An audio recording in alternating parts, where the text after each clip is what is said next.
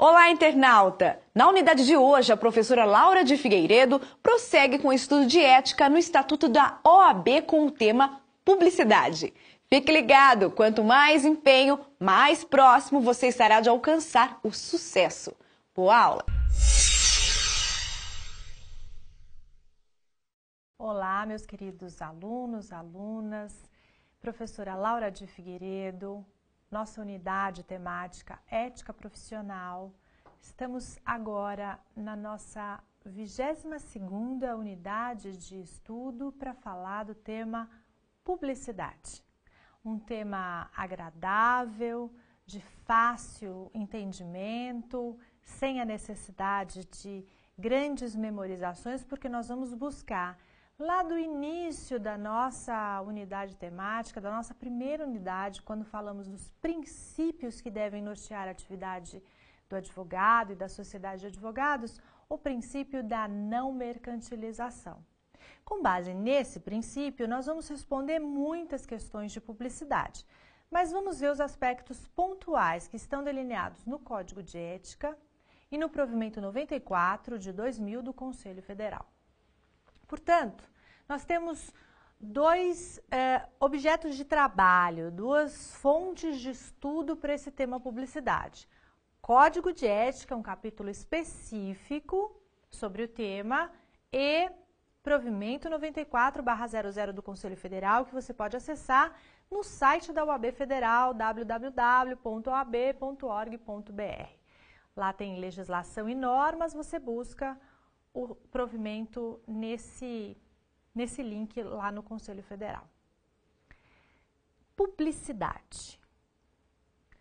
Nós temos que concordar que se o advogado ficar trancado no seu escritório, não conhecer ninguém, não fizer nenhum anúncio, não usar nenhuma ferramenta para mostrar quem ele é, o que ele faz, qual é a especialidade dele, ele não terá clientes. E se ele não tiver clientes, ele está morto, né? Porque os nossos honorários só têm entrada no nosso escritório a partir do nosso trabalho. Os nossos honorários, nós já vimos, têm caráter alimentar. Portanto, de alguma maneira, nós precisamos expor as nossas atividades, as nossas especialidades, as nossas habilidades profissionais. E isso não é vedado. Isto é apenas regulado. A OAB tem, portanto, regras específicas que devem ser seguidas pelos advogados, pelas sociedades de advogados, para fazer a publicidade, para tornar público o advogado, a sociedade e a sua forma de trabalho, o seu local de trabalho, os seus veículos de comunicação.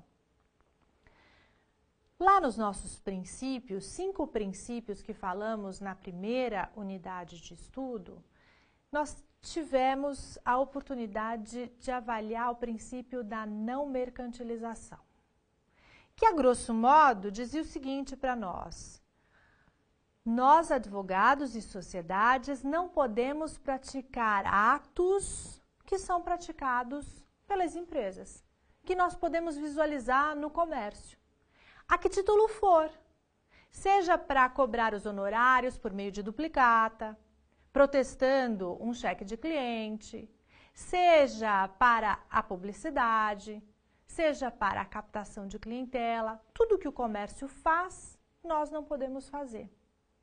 É isso que você vai ter que lembrar na hora da prova para identificar a problemática da publicidade. No entanto, o Código de Ética e o Provimento trazem regrinhas específicas sobre veículos lícitos, meios lícitos, participação no rádio e na TV, mala direta, características e objetivos da publicidade. A nossa publicidade tem que ser exclusivamente informativa, ou seja, ela não pode ter nenhum caráter captatório de clientela. Se eu devo apenas informar quem eu sou, o meu nome, onde eu estou localizada, qual é a minha filial, qual é o meu ramo de atuação, minha área de atuação específica, se eu sou especialista ou não, e etc. Esta é uma publicidade correta, informativa, nada mercantilista. Se no meu anúncio, por exemplo, eu começo a colocar valores dos serviços, se eu começo a fazer promoções, se eu pretendo fazer uma panfletagem numa avenida de grande circulação em São Paulo, na minha cidade, na sua cidade, eu já passo a uma publicidade mercantilista, captatória de clientela, com outros objetivos que não exclusivamente informativo. Além desse objetivo, que é fundamental, exclusivamente informativo, a nossa publicidade tem duas características: discrição e moderação. Falando nessas características, discrição e moderação, nós podemos formatar o nosso anúncio, o nosso papel timbrado do escritório, o envelope, o próprio cartão de visitas, a placa, com base nesses parâmetros, discreto e moderado. Se agora alguém perguntar para nós, fazendo uma consulta sobre o formato, as cores de um anúncio, de uma placa ou de um cartão, nós vamos analisar com base nessas características, nesse padrão, discrição e moderação. Será que a placa do nosso escritório pode ser luminosa, com neon, piscando, tocando música? Claro que essa placa não é discreta e moderada. Portanto, você já diz de cara, olha, essa placa está inadequada, fere os padrões de ética estabelecidos no Código de Ética e no provimento 9400 do Conselho Federal. É isso. O que eu preciso lembrar para a prova, então? Exclusivamente informativa, discreta e moderada. Vamos para os pontos específicos? Participação no rádio e na TV. Será que o advogado pode participar de programas no rádio e na televisão? Sim. Será que ele pode fazer um anúncio no rádio ou na TV do seu escritório ou sociedade? Não.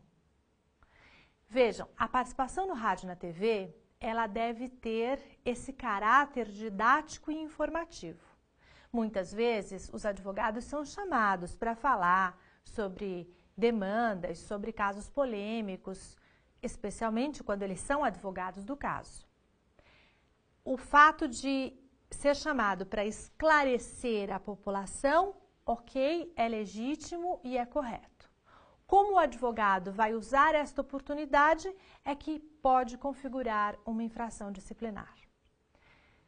O caráter didático e informativo é importante e é válido, e é merecimento do advogado estar num veículo de comunicação para atingir um número indeterminado de pessoas, talvez possíveis clientes.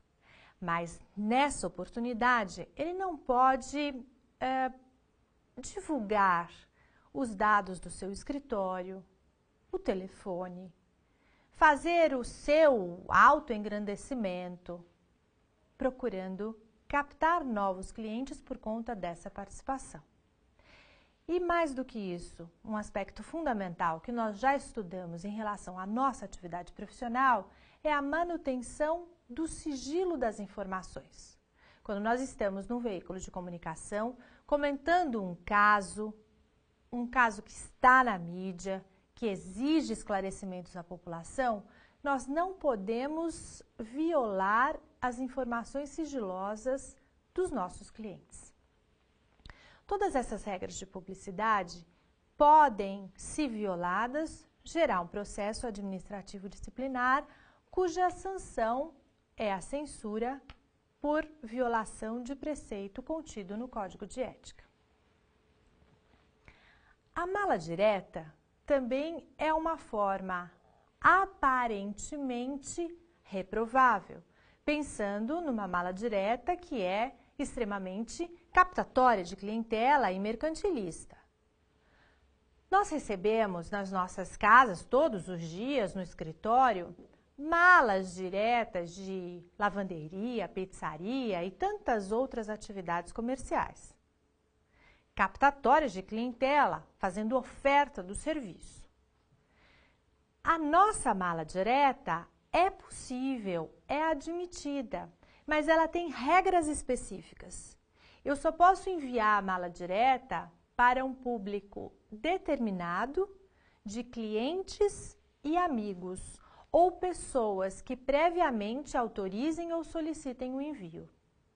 O conteúdo dessa mala direta, como nós podemos concluir do que já conversamos, não pode ser captatório de clientela, tampouco mercantilista.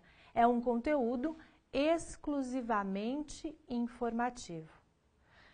Uma nova tese jurídica, uma decisão importante das cortes superiores, um direito reconhecido por algum tribunal, uma jurisprudência, uma eventual fusão ou alteração do quadro de sócios da sociedade de advogados, uma instalação de uma filial, enfim, informações jurídicas ou que dizem respeito ao advogado e à própria sociedade, que são de interesse dessas pessoas que já conhecem o advogado, os próprios clientes e os amigos. Com relação aos veículos de comunicação, que falamos há pouco, a participação no rádio e na TV, há muitas vezes uma abordagem nos exames de ordem sobre a questão da habitualidade. Nós falamos que a participação do advogado nessas situações é merecimento e muitas vezes ele é o advogado do caso, portanto ele pode falar sobre o caso, respeitando o sigilo profissional. Mas nós vemos regularmente uma participação habitual, às vezes diária, de advogados em programas de televisão e de rádio. Muitas vezes respondendo a perguntas dos ouvintes e telespectadores. Essa situação, ela vai além do que é permitido para a participação nesses veículos de comunicação. Simplesmente porque há uma fixação do nome deste advogado e da imagem deste advogado de uma forma muito incisiva, que mesmo não tendo o caráter captatório de clientela expressamente colocado na participação, acaba privilegiando este profissional em detrimento de todos os outros advogados no mercado. Então, é bom lembrar para o exame que essa participação ela pode ocorrer sim, sem nenhum problema, desde que respeitadas as regras gerais, mas não com esta habitualidade como vemos com frequência. Na leitura do provimento 9400 do Conselho Federal, na leitura da resolução 94/00 do Conselho Federal da OAB, nós vamos observar uma especificação de veículos lícitos e de meios lícitos. Isto apenas direciona as sociedades e os advogados quanto à utilização de mecanismos de publicidade. Vamos entender: televisão, rádio, cartão de visitas, papel timbrado do escritório, pasta, o próprio anúncio, todas estas formas podem ser meios ou veículos de publicidade. Nós não precisamos memorizar o que são meios e o que são veículos de publicidade. Basta que nós entendamos o princípio que rege os meios e os veículos. Nós sabemos que a televisão é um veículo de publicidade, mas como eu utilizo a televisão e como eu utilizo um cartão de visita, segue a mesma regra. Exclusivamente informativa, não mercantilista, não captatória de clientela, não para a oferta de serviços. E o que é essa expressão tão importante, esta vedação tão importante que a OAB faz quanto à captação de clientela? A captação de clientela é vedada. E aí você pergunta numa prova ou numa conversa, para quem está estudando OAB ou para quem é advogado, o que é captação de clientela? Nessa hora, o que a gente recebe como resposta são exemplos de captação de clientela, muito comuns nesse tema da nossa unidade de hoje, publicidade. Panfletar é captação de clientela. Fazer oferta de valores dos serviços ou promoções é captação de clientela. Usar uma terceira pessoa para trazer clientes para o escritório é uma captação indireta de clientela. Mas tudo isto representa exemplo. São exemplos de captações de clientela se expressando de formas diversas. Captar clientes, captação de clientela, significa trazer para si um cliente que, em princípio, não seria seu. Então, se eu sou professora de uma universidade e eu chego na sala de aula e falo que eu também sou advogada, nenhum problema. Isso não é captação de clientela. Eu sou professora e sou advogada. Como coloco aqui tantas vezes para vocês na aula, sou advogada, inscrita em São Paulo, nenhum problema. Quando eu, nesta sala de aula, digo para os meus alunos, olha, como eu sou advogada e professora de vocês, para todos vocês que trouxerem clientes para o meu escritório, eu tenho 20% de honorários. Eu disponibilizo 20% dos honorários contratados. Opa! Eu vou, por interpostas pessoas, trazer clientes que originariamente não seriam do meu escritório. Isso é captação de clientela, conduta vedada para a nossa classe. Tudo bem? Vamos olhar como o exame de ordem está cobrando o tema publicidade nos exames anteriores. Exame já unificado, o 8º exame da FGV. O advogado Y, recém-formado, diante da dificuldade em conseguir clientes, passa a distribuir panfletos em locais próximos aos fóruns da cidade onde reside. Já vemos um problema aí com a distribuição de panfletos. Oferecendo os seus serviços. Opa, ele faz oferta de serviços. Nos panfletos distribuídos por Y constam informações acerca da sua especialização técnico-científica, localização e telefone do seu escritório. Por outro lado, Y instalou placa na porta de seu escritório, na qual fez constar os valores cobrados por seus serviços profissionais, fixados, aliás, em patamares inferiores àqueles estipulados pela tabela de honorários da OAB. Quanto à conduta de Y, assinale a alternativa correta. Vamos comentar um pouquinho essa questão antes de verificar as alternativas. Primeira observação, panfletagem, proibida. Segunda observação, oferta de serviços, proibida. Terceira observação, que você já identificou, divulgação de valores, impossível, isso é eminentemente mercantilista. E terceiro, ele cobra valores inferiores aos valores mínimos fixados na tabela. Portanto, a conduta de Y é completamente inadequada frente aos regramentos éticos acerca da publicidade. Vamos procurar uma alternativa que fale sobre isso. Y incorre em infração disciplinar consistente na captação irregular de causas ao distribuir panfletos ao público oferecendo seus serviços como advogado. Me parece que essa é a alternativa correta à infração disciplinar na conduta de Y. Y viola dispositivo do Código de Ética ao fixar honorários em valores inferiores aos estipulados na tabela de honorários da OAB. Também é a alternativa correta. Vamos ver só o que fala a questão? Quanto à conduta, assinale a alternativa incorreta. Então, A está correta, a B está correta, C. Y pode distribuir panfletos ao público, oferecendo seus serviços profissionais, desde que neles não conste sua especialização técnico-científica. Alternativa C está errada, porque ele não pode distribuir panfletos, mas nos anúncios legais ele pode sim colocar qual é a especialização técnico-científica. Então, a C é que deve ser assinalada. Pessoal, vamos ver a alternativa D. Y viola dispositivo do Código de Ética e Disciplina da OAB ao fazer constar de sua placa referências aos valores cobrados por seus serviços profissionais. Então, pessoal, a alternativa D está correta.